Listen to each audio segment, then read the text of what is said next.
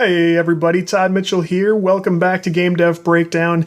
In this episode, Max Pears of CD Projekt Red. Kid you not, he is a level designer working on Cyberpunk 2077 as we speak. Not as we speak, but when we're not speaking. He's the author of Let's Design Combat, and he is the host of the Level Design Lobby podcast. So we're finally meeting some of our podcast neighbors around the block. He previously worked at Ubisoft, working on The Division, and we just have a ton of stuff to talk about, so let's get to it. Here's my chat with Max Pears. Good evening, fans. Tim Kitzrow here, the voice of NBA Jam, and you're listening to the Game Dev Breakdown Podcast, brought to you by CodeWritePlay.com. Whoa, boom shakalaka! My mom gave birth in 1985. I was bluer than a Pac-Man ghost, barely alive. In the Cold War, my only blanket was Tetris. I played Rampart with Reagan, rampaged the world for breakfast. The laundromat was my sanctuary, the arcade was my church. I thought I was Rastan, so to sort of set the table for listeners who aren't yet familiar, you are a level designer working with CD Projekt Red on Cyberpunk 2077. That's obviously very cool. Also, author of Let's Design Combat, which is out now. People are starting to get there. It's pretty new, right? Yes, it released just over a month ago now. Again, due to deliveries, depending where you live. It took a while for some copies to arrive, but luckily it's arrived in those hands. But yes, the first book of my new series, I intend to write a few of them. Just released Let's Design Combat, and I'm super excited. And just so everyone knows, I love my job being a level designer. It's it's a dream come true very much for me. And just for the record, anything I say here, though, does not represent, my current employers or previous employers. Just set the tone legally. Sure. No one gets, anything in trouble or anything. But no, I love what I do, mate. To be chatting with you is another, honor just to be able for us to sit down and talk design as well. It's fantastic. And yeah, the book's out. I'm sure we'll talk more about it, and I'm just very happy again just to be here with you, mate.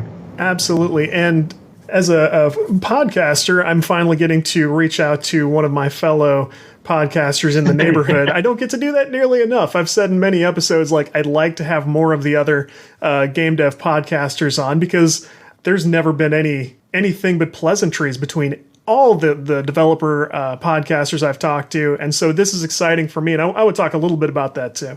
Awesome. Me too, mate. Hopefully I can be the one that you end up being never again him. Level design log has ruined everything. Be the first, Now we have a rule in place about no more podcasts. This is the rivalry. Started right here. But you just crossed over 3 years, right? Yes, we did. Yeah. Just this month, which is insane, mate. Insane. How long have you been going on for? We just crossed over about 2. We just did the 100th episode. Congratulations, man. Thank you. It's been, they say the average podcast of any kind doesn't pass 7 episodes. Yeah, I heard that, something 7 or 14. So it's a weird one. And I don't know about you, mate, but after doing it for so long and getting to 100 episodes, it feels very, I guess, normal. Not in the sense as it feels mundane to do the episodes, but more it becomes such a part of your life. Right. It's hard to remember a time when you weren't, sitting down, discussing and talking game dev or on your podcast, I told somebody on Twitter, I think it was just yesterday, because they were talking about burnout. And I said, in secret, I've probably quit this podcast 20 different times. And I just, I take a week off or so, and then I quietly come back and restart it, because I can't imagine not doing it at this point. No, man, I think that's it's such a good one. I mean, this is why every year, at the end of every year, I take the month off.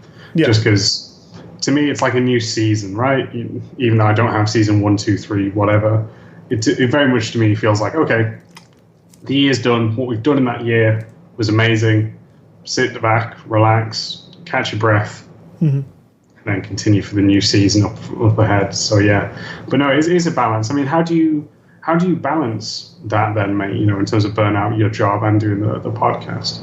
It's such a funny thing. Last year I tried running it almost the way you would run a TV show, and obviously I have no experience in that area, but I took a season break, which was basically the summer. I took off 3 months, and I still found that people were finding their way to the podcast, because just I'm sure you've noticed, will occasionally get dominated by podcasts that quit 4, 5, 6 years ago.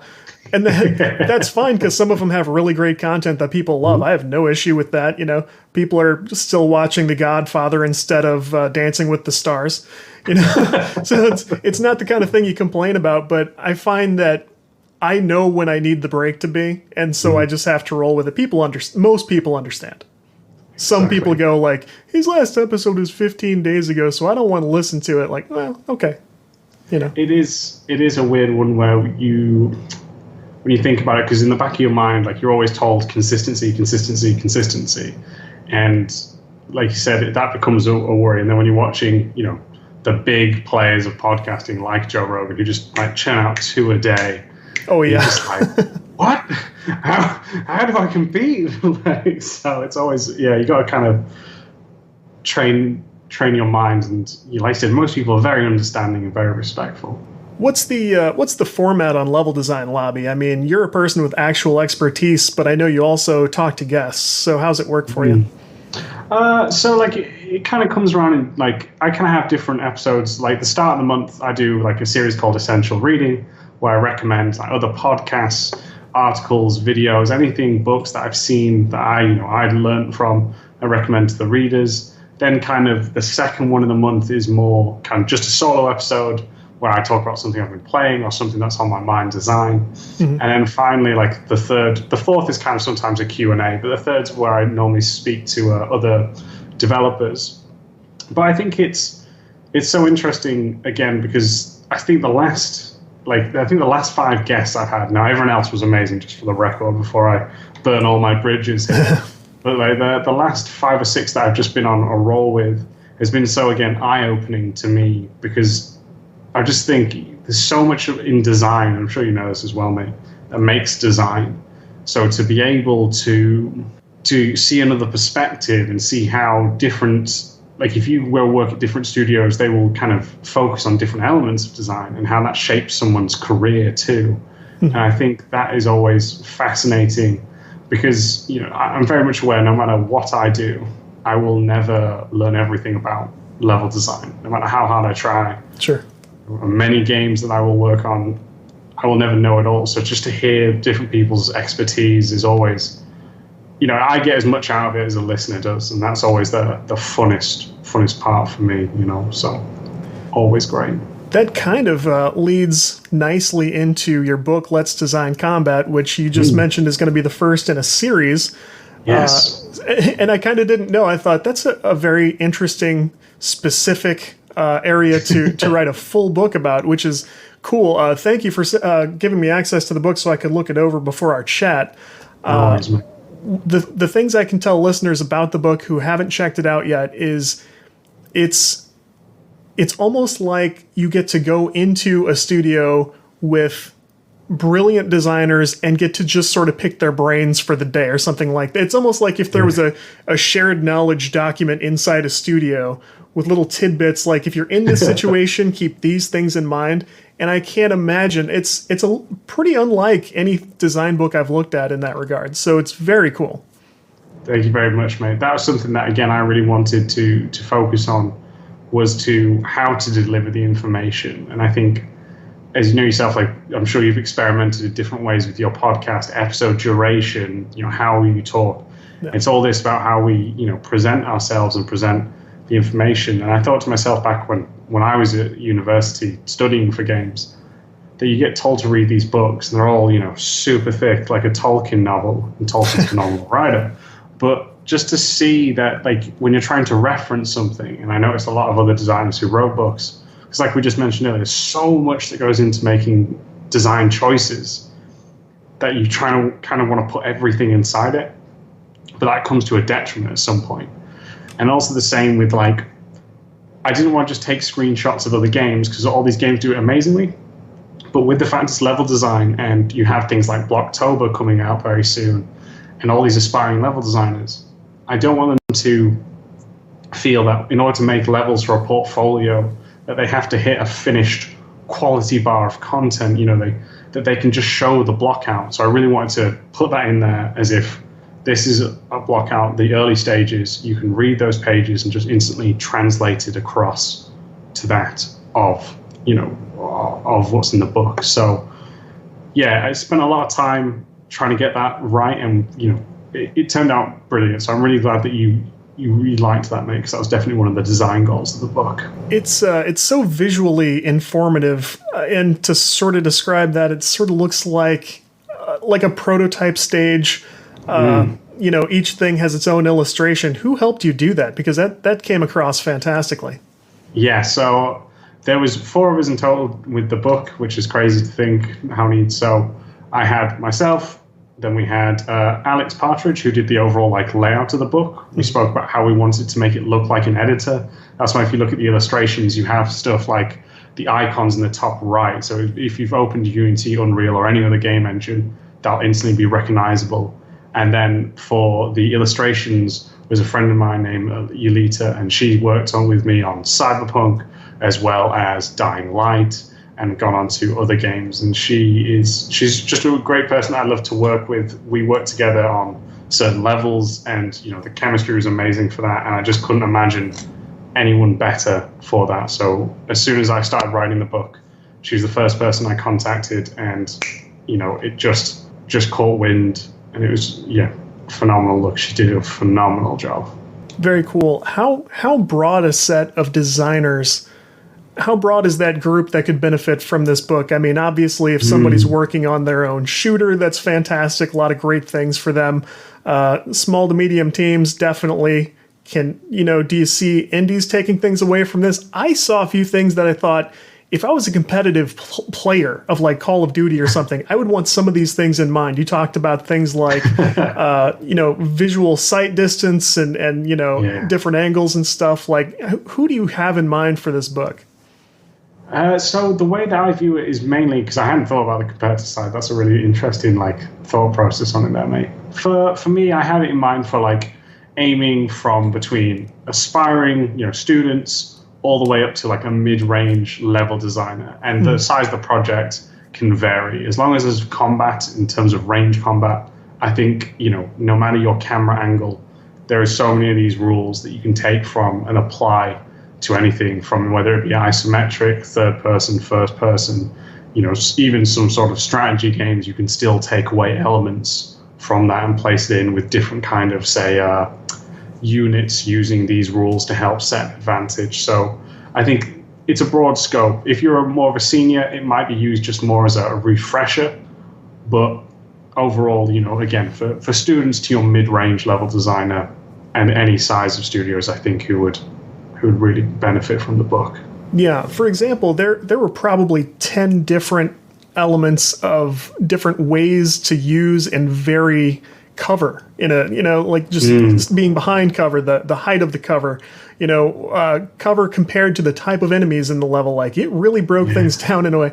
I think some developers fall into the trap on the indie side, outside of AAA gaming. We think about design as something we have to stop and do.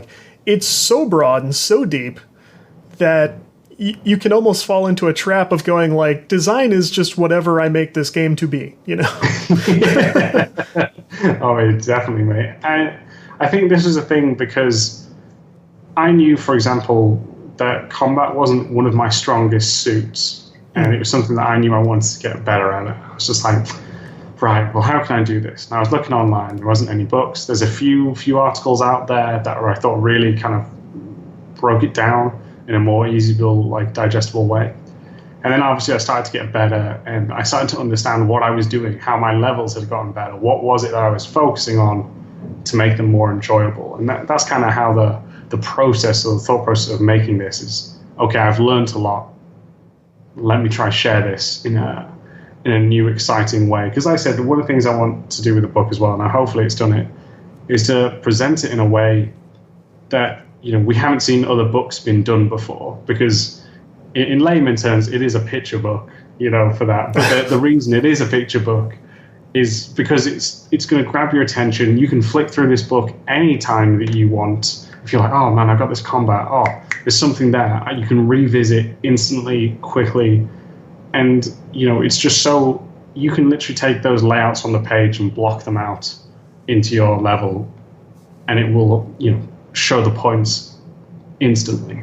Yeah, even pictures of the book that I saw on Twitter grabbed my attention. I was like, "Oh, look at this! That's a nice," because I do some writing, and I'm looking toward hopefully putting out a book later. I thought this is exactly the kind of thing, like nice flashy covers like this. I love that. They're the things that grab your attention on a bookshelf. I'm a sucker for that. I love that. Yeah, man. Well, if you ever wanted to talk about, I can tell you more about my book process when the time comes, mate, and give you some suggestions on how to do it if you ever want, mate. I love that, and we've already done such fantastic knowledge sharing since we started talking. Like, I appreciated the morning we talked about, like, well, we're both doing podcasts. Like, how does this part strike you, and what's your experience here? And it's encouraging to hear people with like similar problems or who have found tricks for like other things where they are getting better results. I love talking to people about stuff like this. Yeah, man. And again, sometimes you just don't realize that just changing one thing could have the biggest impact, and you have no idea until you make that change. Right. And the moment after that, you go, oh, of course. Yeah. And that's the worst bit, is you're like, why didn't I see that? I didn't figure that out for 12 months. Yeah. Speaking of new concepts, one thing in this book jumped out at me, and I researched it after that, and I will never look the same way at level design again. The concept of weenies that you wrote about. I was like, using what to navigate? And sure enough, and I started searching it, and I looked back like all the way back to the origins of that term. So for listeners who are like, what are you even talking about right now? The concept when did this podcast get X-rated? That's what we're going to be asking. What it means is landmarks and maps that will help the player navigate, like create a familiarity as they're trying to navigate this level, especially things in like open world situations where you may be returning to a place several times and you need things to help you mentally navigate. But this apparently did not come from design in this aspect. It came from like architectural design, and there's a story that it traces back to Walt Disney himself. Yeah. Where he was such a fan of his park's hot dogs or whatever that he, started calling those weenies, and so the architects would plan things like Cinderella's castle is going to be visible from this street, and you can see it from here and here, and then you'll know where you are. It helps orient the player in game design. I had never heard that used that way, and as soon as I searched it, I thought, I'm the last person to find this out, I guess. Because there's a ton of stories, articles that use it, and tutorials, primers. Weenies, everybody. Look into it.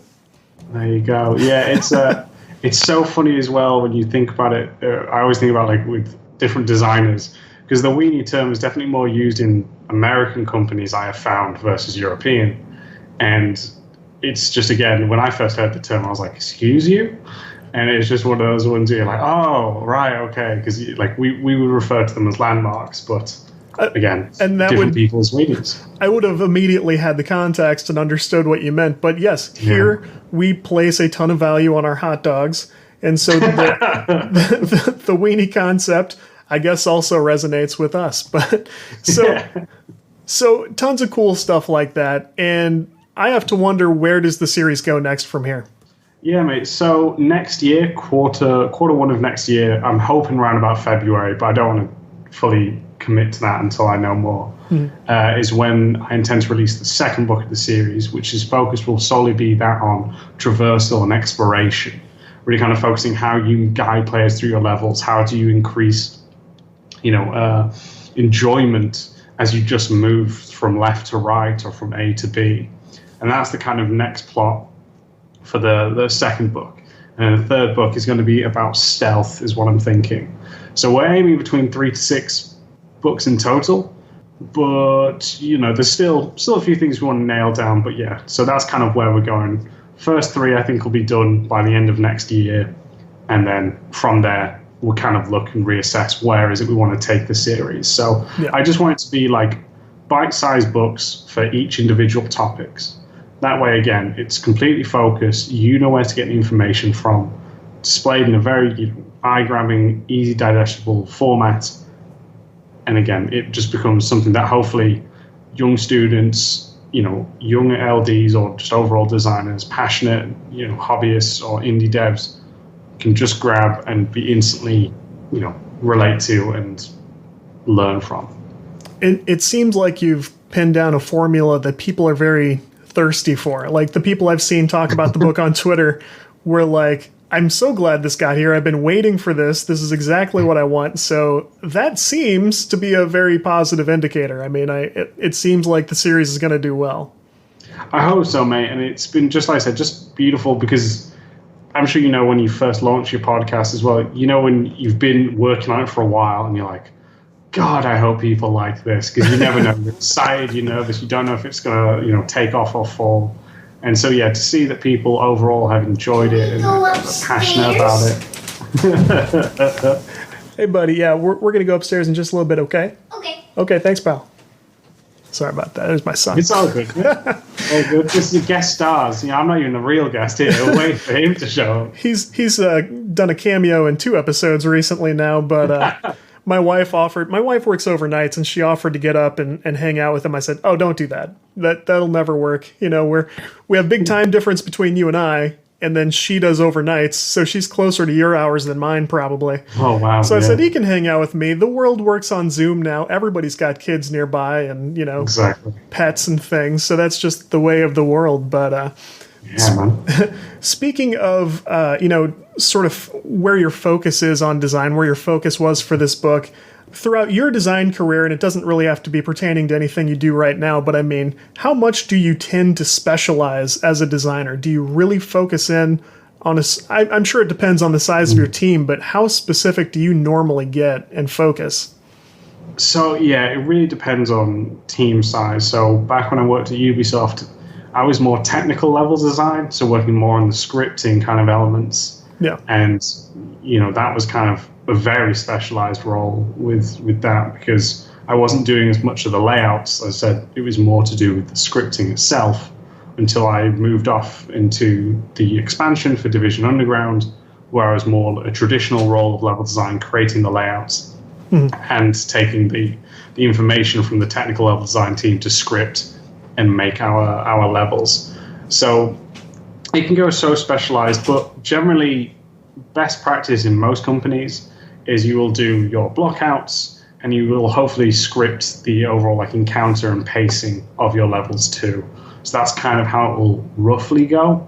And just because it gives you a much broader kind of knowledge. I know some studios work differently, where you just do the blockouts, or you might just do paper design, or others, you're just solely scripting. I know Rockstar is very much, they let the artists and architects, they're like urban planners, create the city, and the level design is more focused on scripting what happens in the city. So yeah, very different, but I like to try to do both. If I can do scripting and blocking out, that's where I'd like to go. But again, if you've got a bigger team, you will tend to divide your team up to help facilitate different people's passions for level design, as well as the project's needs. Some will focus solely on combat, others will focus more on the technical and the scripting side. Others will be able to help out more with, say, storytelling and environment art. So there is specialisms for it. But again, if it's best to try to keep general for a lot of your career, just so you can get an overall knowledge of it all. But it can go very, very specific. It's interesting to me because I think there's a perception of designers from outside your level, outside AAA, where people picture design and they picture a person, maybe not even the marker in their hand, just kind of gesturing at a whiteboard, not even writing on it. And here's what I think it should be, and someone else go make it happen. And it sounds like you're at a much lower level than that, where, really in there, sort of getting your hands dirty a little bit and thinking, at least planning at a much more detailed technical level than what, the average person who goes, I want to make a video game and I'll be a designer because I have this one idea. Yeah, that's an idea. It's never going to get you too far if you don't put in the work for it. But yeah, it's a very common misconception.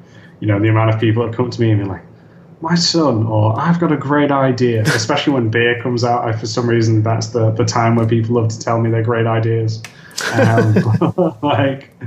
Overall, yeah. So again, different roles. I know that was kind of how it once was, shall we say, back in the 80s. But now we've got much better technology, with that, and you had stuff like Doom really pushing forward with their engine to go off and make the 3D levels. And now you've got stuff like Unity, Unreal 4, and many other engines who allow you to construct your spaces. And that's it. And another thing that we notice is a lot of times people will get confused between environment art and level design.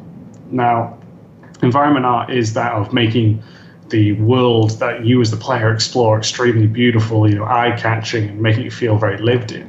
But for me, as a level designer, my role is to block it out so it looks not particularly very good, but it plays well. It's fun to go explore. The combat's engaging. We pace around when that big Michael Bay explosion may be, or those more somber moments. And that's kind of, our role in it. And for anyone who wants to learn more about it, there is an event happening very soon. You'll see it on Twitter called #Blocktober, which is created by Michael Barkley, I believe. And that's just showing you the very early stages in all games, whether it be Uncharted, Santa Monica's God of War, and many others games that have taken part in this, showing you how a level looked before the environment artists came around and helped to make that area, extremely beautiful. That's incredible, because we have also done an episode recently where we talked to the founders of a place called Kitbash 3D, which those guys were great. Like they started a company that develops high-end assets for not just games, but like TV and film as well. So I can't imagine how much fun it would be to run a startup like that, but they've really done a lot of community work where they try to get every once in a while they'll put free assets in the hands of like just anyone who wants them and go out and sort of block out your own worlds and levels and stuff. Yeah. And so if somebody grabbed the right kit from those guys, because they've usually got something available for free just to mess around with, and really got ready for something like this, Blocktober, and hearing from some designers, people who really know, you could really learn a lot just by tinkering during that time. Oh, for sure, mate. And I think that's another thing that we've seen people do now is they'll make their blockouts in these editors, and then they'll go, someone like an artist they'll team up with them, and they'll take that and then just make it beautiful. And it's a great way to build a portfolio. It really is a smart way. And if you can get a small team together, but I do mean like a small team, like 2 people. Yeah. Man, you can do some amazing stuff out there, some incredible stuff. It's never been so approachable, I don't think.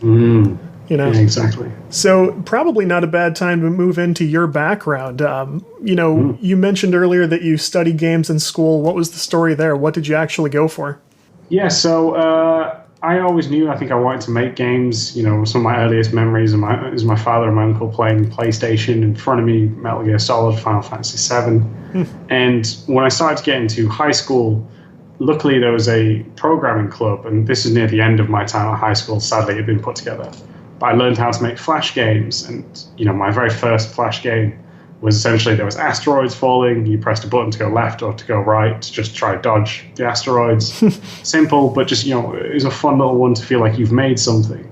And then I applied to go to Teesside University, which is an amazing uni. Had some incredible teachers, but also events. They put on an event called Animex, which is yearly. And they brought around some amazing industry talent all around the globe. And that's how I actually started to network with a friend of mine now called Andrew Willens, who is a senior game designer at the time at Ubisoft. And that's how I started to make connections. And, after my second year, I had a sandwich year where I went to work on this studio called Fog Media, which made mobile and online games. And that's where I started to build my portfolio. I learned more about programming, and that was such a great experience. I wish I knew more. I'm still know a little bit, but by no means am I a phenomenal programmer at all. But after that, I went back to finish my degree. Oh, sorry, just before that, there's a competition called Dare to be Digital, which is hosted up in Scotland, which is a great opportunity. And I don't know if it goes on anymore. They essentially fund you and a team of 5 to make a game over 9 weeks, which you can then present, and then it would actually get nominated for like an up-and-coming BAFTA award. And we made it from 150 teams that applied down to 15. And we were the first ever to make it from our university. It was amazing. We sadly did not get to the shortlist, but, I'm still bitter. I'm, just still bitter. It's still a sore heartbreak, spot. Yeah, no, I still cry every night for it. But no, it was a great experience. Got to work with some amazing people. And then we went back to finish my degree. But luckily, because of my year in industry as well as doing this, I'd built up a strong portfolio of finished products that were out there in the market. I also had, like I said, learned some programming along the way and was able then to go off and, join through networking, be able to go join the amazing team at Ubisoft. And that's how it all came to be. Enjoy basketball, soccer, and all your favorite sports like never before at BetMGM. Sign up using bonus code CAPITAL and your first wager is risk-free up to $1,000. Plus, when you register with BetMGM, you'll get instant access to a variety of parlay selection features, live betting options, player props, and daily boosted odds specials. Download the BetMGM app today or go to BetMGM.com and enter bonus code CAPITAL and place your first wager risk-free up to $1,000. Now you're winning with the king of sportsbooks. Visit BetMGM.com for terms and conditions. 21 years of age or older to wager. Washington, D.C. only. New customer offer. All promotions are subject to qualification and eligibility requirements. Rewards issued as non-withdrawable free bets or site credit. Free bets expire 7 days from issuance. Please gamble responsibly. Gambling problem? Call 1-800-522-4700. Enjoy basketball, soccer, and all your favorite sports like never before at BetMGM. Sign up using bonus code CAPITAL and your first wager is risk-free up to $1,000. Plus, when you register with BetMGM, you'll get instant access to a variety of parlay selection features, live betting options, player props, and daily boosted odds specials. Download the BetMGM app today or go to BetMGM.com and enter bonus code CAPITAL and place your first wager risk-free up to $1,000. Now you're winning with the king of sportsbooks. Visit BetMGM.com for terms and conditions. 21 years of age or older to wager. Washington, D.C. only. New customer offer. All promotions are subject to qualification and eligibility requirements. Rewards issued as non-withdrawable free bets or site credit. Free bets expire 7 days from issuance. Please gamble responsibly. Gambling problem? Call 1-800-522-4700. That's very cool. So you are in Poland now. Is that right? Yes, correct. And you'll have to forgive me, like a lot of these names, that you mentioned in your story, like I don't know where these things are. Like how far around do you like move around, or have you always stayed in one place? I've moved around a fair bit. I mean, this is the first time I've moved internationally from the UK to Poland. Mm-hmm. So it's my first journey there, but I've been here for about coming up, by say December, it'll be 4 years here in Poland. Okay. But yeah, man, I've moved around a fair bit. Now, obviously, the UK is tiny versus that of North America, but still did a bit of traveling around. So it's been fun, and that's why I always like tell people is like really take these opportunities, because I've been fortunate with the podcast and with the games to go around the world and do talks about either level design or games that I'm working on. And got to see many different amazing countries, places, and different people because of it. And I didn't know that was going to be part of making video games, but it has been, and it's been an incredible experience. That's so funny, because the two other times I've heard that said were when I talked to Jordan Lemus, who I mentioned earlier, who did work for Ubisoft. He started in California here in the U.S., had to go up to Canada, and I also heard that from the guys who worked at Gearbox, who worked on Borderlands 3. Yeah. They said, particularly Joshua Davidson, who worked on audio, he said, I finished school and I had this thirst to basically go out and see the world, move around. I didn't want to, hunker down in one place. But once he got to Gearbox, they had a bunch of long-term, people who stayed a long time. They had stability that he didn't really expect. He said, I just wanted to be a game industry guy who just went all over the place. So the people who seem to succeed at your level do seem to have that desire to roam and see things, Yeah, well, I mean, it's all inspiration. We get to take things from our world, our day-to-day life, and experience it and see different cultures, how different people work. I got to go to China, and hopefully I remember this. I think it's the number 5 or it's the number 7. Someone will have to correct me, and I do apologize. But they believe it's such an unlucky number that the floor is removed or not labeled. You know, if it goes 1, 2, 3, 4, 6, 7, if the number was 5. And because it's such a superstitious number that it's bad luck. And that to me was like, what? Like, I couldn't even fathom that for a second. That it just gone to that belief that there isn't even a 5th or 7th floor in their hotels. It was insane, but a new fact I got to learn. If you can believe this, we have a version of that too.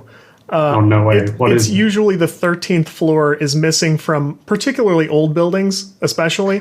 We eventually moved past this and went, we're not going to skip a building just because then what do you even call the building? Is it a 24-story building or is it technically 23 or, but, and then like the bottom 2 floors are like, there's like ground, lobby, basement. You don't really know how many floors this building is at all. Yeah. But we did have a version of that, and I didn't learn that until I was in my teens, maybe my early 20s. I went, what is this? And like, it's unlucky, and nobody wanted to go to a hotel and stay on the 13th floor because they thought that would be where they ran into a ghost. I don't know. I don't know what the concern is. I would have been a very unlucky kid. My birthday's on the 13th. I think I would have been disowned during those times. I'm considered a witch. You might have been given away or something. Yeah. I don't know. That's, but yeah, the travel element is really cool for the people who really feel inclined to do that. I grew up in the immediate area that I'm in. I enjoy short-term travel. Like I've had the opportunity to go see Dublin. I love to visit Dublin. Wow. We've gone down to Mexico and just a variety of different places. I really do like seeing the world. I don't want to stay in the rest of the world necessarily. So for that reason, I ended up working in like non-game commercial software, and my development is all on the side during the weekend and, at night, So it's like you said, this is a big country, and most developers, most people who are fans of game development do not have that opportunity because all of the game industry scenes are focused in 3 or 4 different areas. Yeah. So that's why indie is so big around here. And of course, in a lot of smaller nations and stuff, places where the economy doesn't support a lot of game development, stuff like that. But Poland doesn't have that. Poland has kind of a thriving development scene, right? Yeah, well, it's changed massively over the last 10 years or so because it's grown a lot more. There's a lot more. So indie, smaller, and your big ones are CD Projekt Red and Techland as the two big ones. But I know that there was Activision has opened a studio around here as well, and others. I think other studios were looking, but I don't know if they've moved over here yet. But yeah, it's grown massively over the last 10 years, and I think it's great because, funnily enough, when Barack Obama came to visit Poland, their gift to him was a copy of Witcher 3 to represent like their culture, because obviously Witcher 3 is very heavily based on Slavic culture. I'm moving my notes over to this monitor real quick because I had that in my notes to bring up because I didn't know if you were like around Poland at the time or if you had heard that. I'm sure you heard that. Yeah. I love that story. Yeah, there's a picture of it, I think, actually in the office. So it's a very surreal moment for it. But like, again, just showing how games is really being much more appreciated here in Poland and becoming more mainstream. And amazing, people like the Polish people are truly incredible people. They're very passionate, very hardworking. And, like I said, many of them turned it around in terms of like from what was very little games and built it up to now one of Europe's more thriving countries for game development. So it's amazing to see. I also don't think that I will ever appreciate it enough for what it is compared to that of a native Polish person to truly see that and be part of it, because for them to all help and make it must be an incredible feeling, because I consider myself lucky. I'm sure, we speak about obviously game companies being more in pocketed areas of our home countries, but they've been so prevalent there for so many years, 20, 30 years or so, if not more actually. And, to see for those to obviously see countries like build that up more and more, it's yeah, truly incredible experience, I think. It's very cool to see these things kind of grow anywhere they grow like this, and publishers are not really as slick as they probably like to think, because I think we can all tell exactly what's going on when, like, let's take Montreal, for example, in Canada, and, you know, Ubisoft has been there forever, and then Activision goes like, hey, we're opening an office here. So if you ever want to look around, you know, it's good for the scene. And these people, I think they tend to be largely friendly between one another, but I think it's very obvious what's going on. Because usually the big companies like, we are also moving to Los Angeles across the street from Blizzard, and, you know, so it's a lot of fun, and it's one of the best things I think about you know, podcasting and covering some of what's going on in my own little tiny version of journalism. Like, I've gotten to travel and see some of these places, visit a couple of these studios, and it's so fun to see up close, because it's to sort of take in the culture, to like go to GDC and see the people interact between the big companies and stuff, and they're all taking selfies and having a great time and high-fiving and stuff. It's such a unique thing. Like I say all the time, of course there are stories about like this company dislikes this company, and these teams are really at each other's throats, but the vast majority of it is just this big celebration of what we all love, you know, that we all get to participate in, that we never would have dreamed as kids. All we could do was dream is like, I'd like to make money through video games. Yeah. And now it's so much more approachable than we thought. For sure.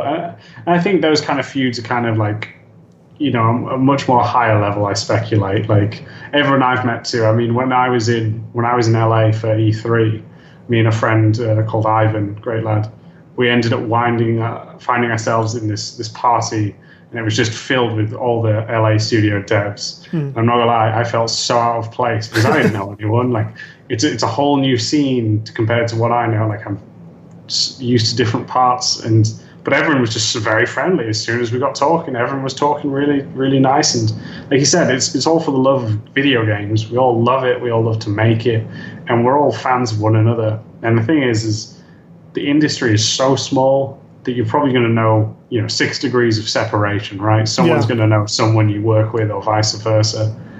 And it's just a great big party to see those and to celebrate others' work. You know, I mean, and that's why I think it's great for us to do podcasts. Yeah, because we get to celebrate the people who make these games, the hard work that goes into them that, you know, people don't always realize, because the end product is so much fun.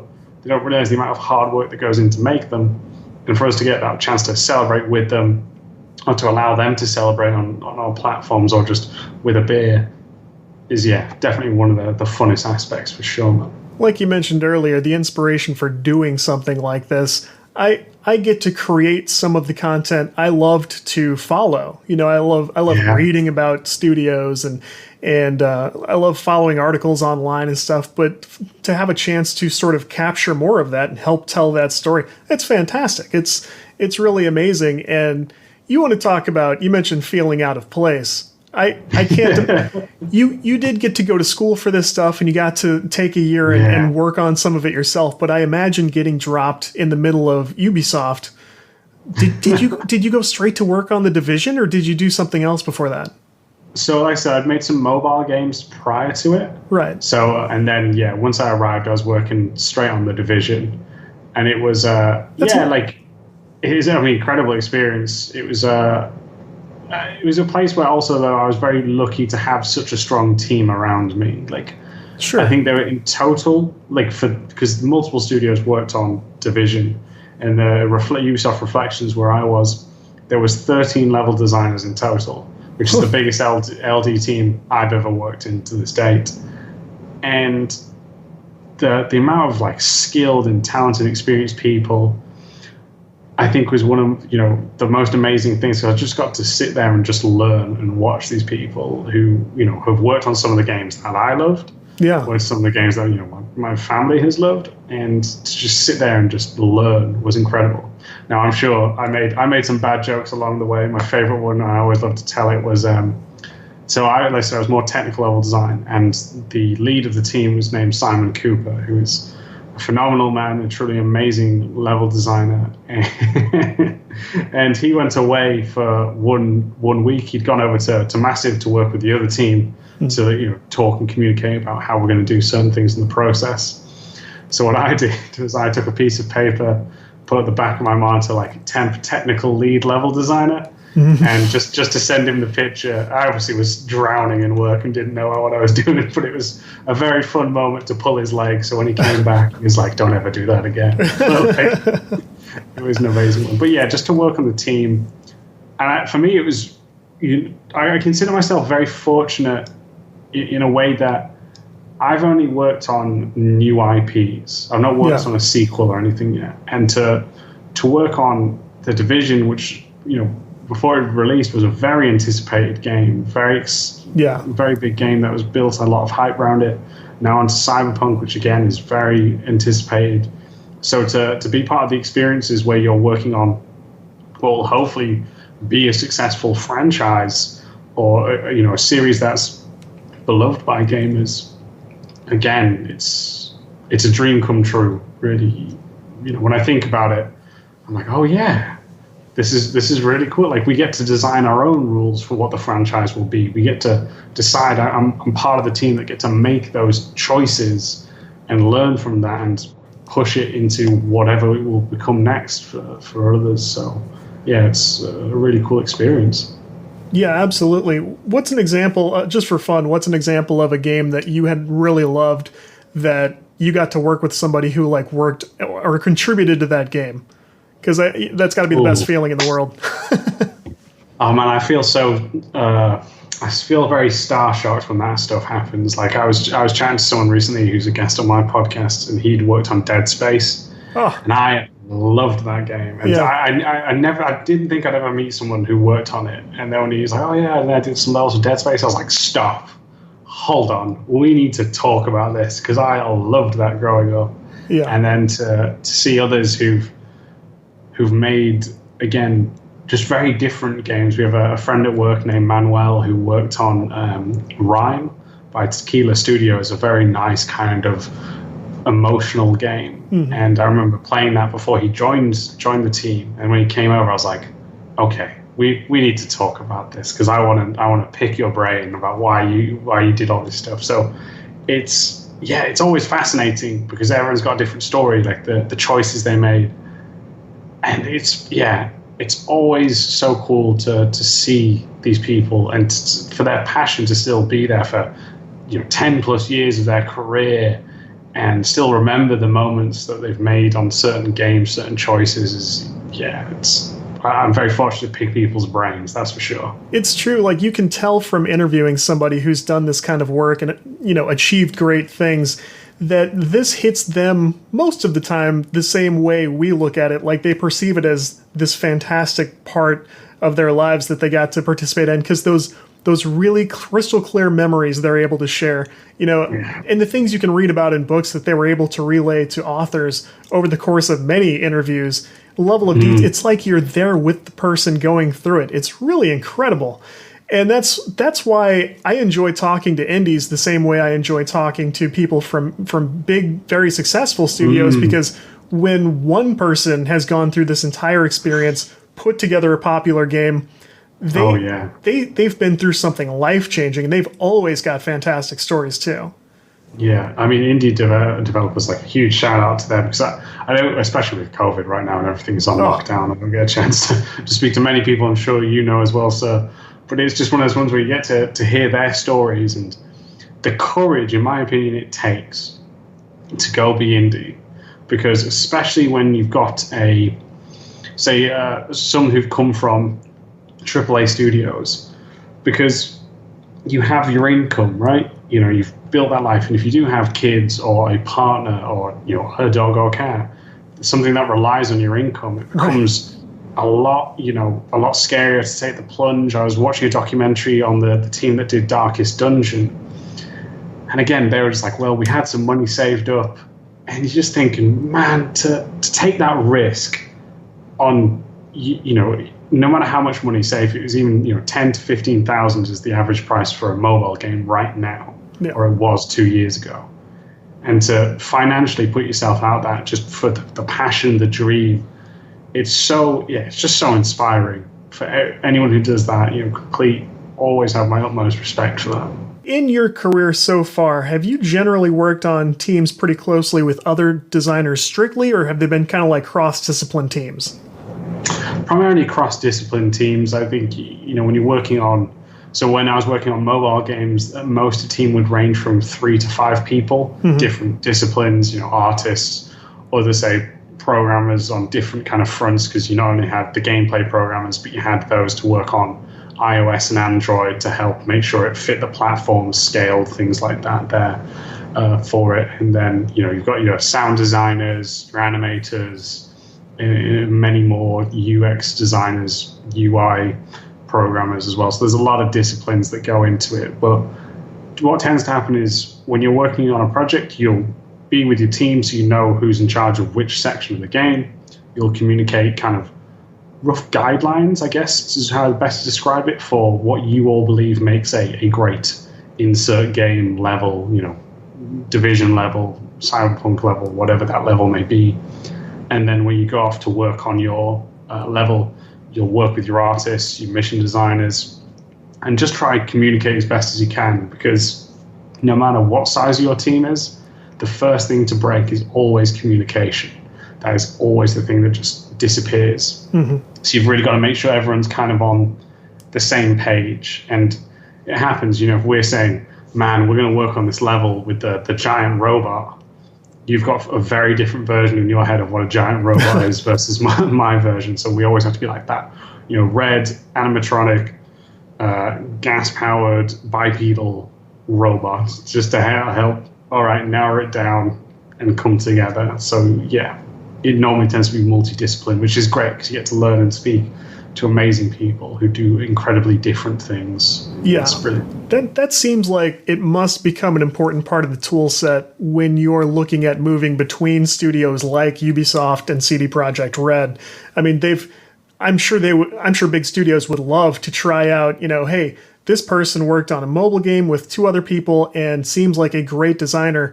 But if you don't have that comfort working with a small team, with other small teams who together make giant departments, and there's production level stuff going on, trying to manage all these moving parts, that seems like a big missing piece if you don't have that comfort there. So I'm sure that helps you, score entry into something like Cyberpunk, where you manage to end up. Yeah, I mean, it's all about, just common communication skills. And we all know how to talk, essentially. People obviously communicate different ways. Like, I find if I'm communicating with artists, it's better to more kind of get a mood board and references to show them instead of me writing a detailed, 200-page document. Because they're not going to want to read that. They want to see kind of what the vision is.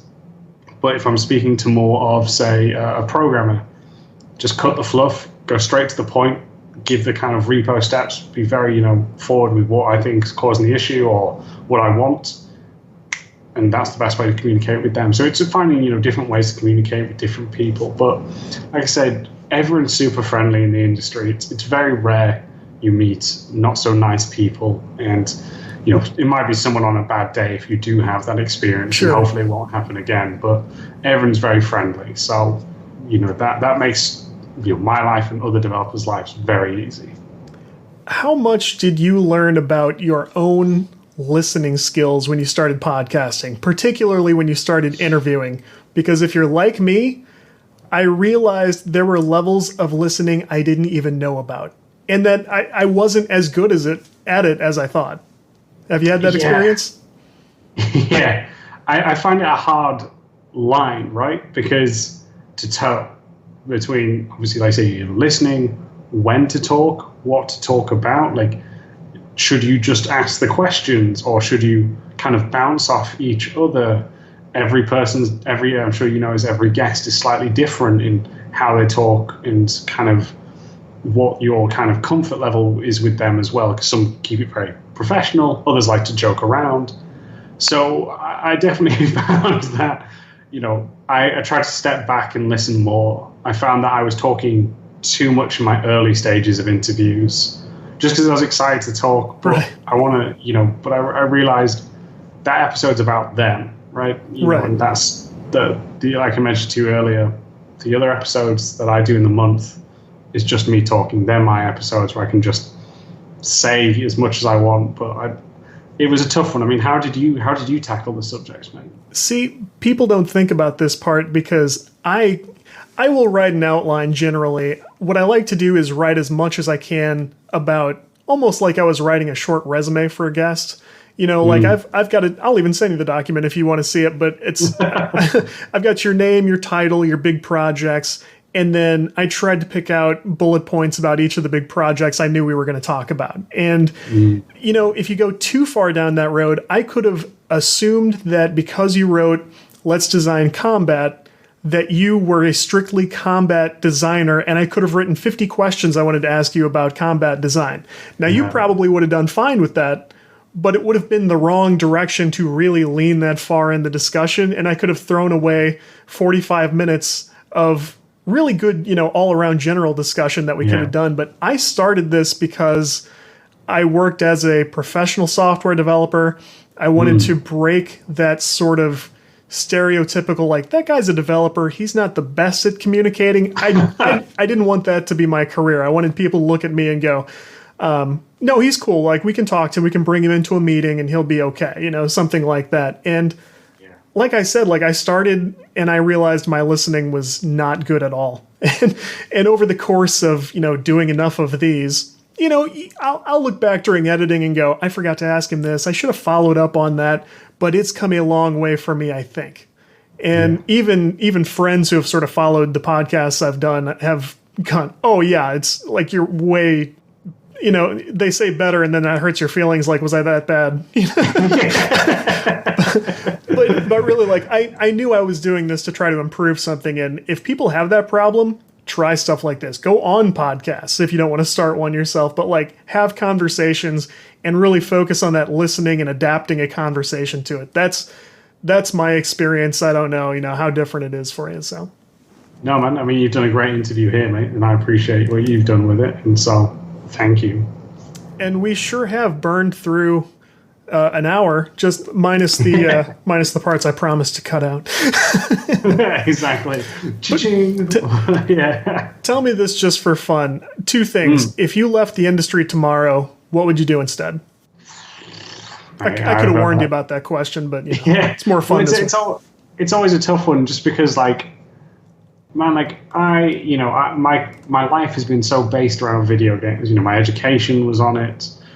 I do a podcast on video games, wrote book and articles about video games. So to say something's so a part of me to a point where I'm like, and see you later. It's such a bizarre one because I don't know really. I'm sure I'd find a passion in something, but I don't know what I could do right now out of the back. I mean, maybe I'd teach video games, but it's not where I see myself right now. The podcast, I think, helps a lot of students, which is, oh, sure, incredible, because I wish I had this. I wish podcasts, and I'm sure you feel the same in the sense, I wish that was more normal back when we were younger. Oh, yeah, yeah. Right? And it's changed so much. And then you're like, oh, I didn't realize my AC's been on the entire time. I hope that hasn't messed up the audio. I do apologize. No, it shouldn't be too bad. It should clean up fine. Okay, otherwise it's just me just... I would have said something if it was too bad. But no, it's... I honestly don't know, and maybe it's one day I actually do need to sit down and think about it, but I'd love to say, oh yeah, I'd be an actor very quickly and easily. Why not? I wouldn't. I'm not as pretty as I once was, and I'm kidding myself and thinking I was once pretty. So... Yeah, no, it's a great question, but it's one I guess I just don't have the answer to, mate. When you say you leave, so if you say leave the industry, do you mean nothing to do with games at all? That would be it. I'm not allowed to touch games, or do you mean I could teach, I could live off the podcast, or define that barrier for me? I would say if you decided enough games, I don't want to do anything games. If you were going to go start gardening or so. I mean, like a real drastic change. Yeah, you do have lovely plants back. I don't know if they're real. Yeah, they're real. They're real. Keep them alive. Those are nice. Thank you, mate. They don't tell the patrons. That's what all their money goes on to. Money goes, yeah. But like, I think I actually probably would do something more with nature. Like, I love, the forests back in England were always some of the best, really. And then I visited Iceland, I think like 2 years ago, and that blew my mind. Yeah. And something like that, maybe where I'd be more nature focused, would probably be something for it. But yeah, I honestly don't have much of an answer, unfortunately. No, that's fair. I mean, like, it's interesting to hear where your head's at. So the other side of that coin, what are you playing when you're not working? What games are you enjoying right now? Yeah, so I'm currently making my way through Last of Us 2. Nice. So I'm in like the second half of the game now. No spoilers, I don't want to give anything else away. Yeah. And it's been very good fun. Before that, I finished up Final Fantasy VII Remake. I've been playing a lot of Fall Guys because I have like 10 to 20 minutes, just to quickly jump on. Yeah. I suck at the game. I've won twice, but that's it. Like, in the grand scheme of how many times I've failed, it's not huge. And I've been playing a bit on my Switch as well. Paper Mario and Super Rocket Boy League. Yeah. Some I'm going through. What about yourself, mate? What are you playing? I want to start Fall Guys. I have sort of odd interests, but like I like racing games, so I'm always checking out, not only Forza, but if I can catch the last Need for Speed at any given time, I try to do that. I've got Game Pass on the Xbox, so I'm doing a big variety of like, I think it's a good way to keep tabs on like what smaller teams are doing. Like there's usually a decent selection of indies on there and stuff. Yeah. I just checked out, what was that game, like The Tourist or something like that? But it's kind of a puzzler. I hadn't heard of it, so I wouldn't blame you a bit for not knowing about it. But was it? What's it on? Is it on? What console is it on? Sorry. This was on Xbox, and I know it's on others as well. I'm pretty sure. But it's sort of a pixelated, more voxel based. And you're running around solving puzzles while you explore these monuments. I may find out I called it the wrong thing, and I'll have to correct later. Okay. But I like checking out quirky little things like that. Yeah. And then I go back to Rocket League or whatever I'm doing in the meantime, So those are mine. So, well, where can folks find you if they want to sort of keep up with you online? For sure, man. So if you want to get in touch with me, the best way is through Twitter, and it's just @MaxPears. All one word. Pears is spelled like the fruit. If you want to email into my show or anything, you can do so at leveldesignlobby@gmail.com. If you want to listen to more of my smooth jazz voice, let it caress those sweet ears, then you can head over to Find My Podcast, which you can find on YouTube, iTunes, Google Podcasts, Spotify, and all the great places. And obviously, if you want to pick up the book, I will give the link so we can have it down in the descriptions below. Yeah. So for that, but yeah, there you can catch me. I hope you did enjoy this. Again, Todd, thank you very much for having me on the show, mate. I really appreciate it. Thank you, and thanks for being so flexible with schedules and stuff. I know this wasn't easy to do, so I appreciate that. Hey, you're not West Coast, so it's not the worst time difference in the world. It could have been worse. Yeah, it could have been a couple hours worse in either direction. Exactly. All right, cool. Well, thanks again, and we'll talk to you soon. Take care, mate. Thank you. I want to thank Max Pears one more time. What an awesome guest to have. I don't have to tell you to check out CD Projekt Red or Cyberpunk 2077. I couldn't stop you if I tried. Do grab a copy of Let's Design Combat and take a listen to the Level Design Lobby podcast. If you enjoy Game Dev Breakdown, we would love to have you along for the ride. Subscribe anywhere, leave a rating or a review anywhere, hit that follow button on Spotify, and tell a friend if you've got somebody you can think of who might enjoy what we do. We're making new content all the time, so keep playing, have a good one, and we will be back with you next week. Thanks, everybody.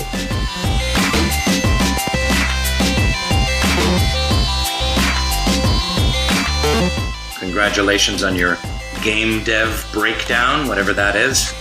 Sounds idiotic to me.